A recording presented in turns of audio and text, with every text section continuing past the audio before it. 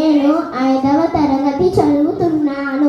ప్రతి సంవత్సరం ఆగస్టు 15న మనం స్వాతంత్ర దినోత్సవం జరుపుకుంటాం. ఈరోజు మన దేశం బ్రిటిష్ పాలన నుండి విముక్తి పొందిన రోజు. 1947లో మనకు స్వాతంత్ర్యం వచ్చింది.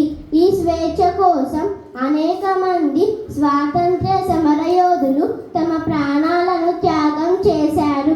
మహాత్మా గాంధీ, భగత్ సింగ్, సుభాష్ చంద్రబోస్ వంటి మహనీయులు చేసిన త్యాగాలను మనం ఎప్పటికీ మరవకూడదు. ఈరోజు మనం జెండాను ఎగరవేస్తాం, దేశభక్తి పాటలు పాడుతాం.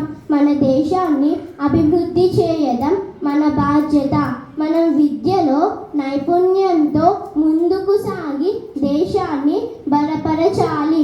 మనందరం ఐక్యంగా ఉంటేనే దేశం అభ్యుదయం చెందుతుంది. కాబట్టి ఈ స్వాతంత్ర దినోత్సవం మనందరం ఘనంగా జరుపుకుంటాం. జై హింద్.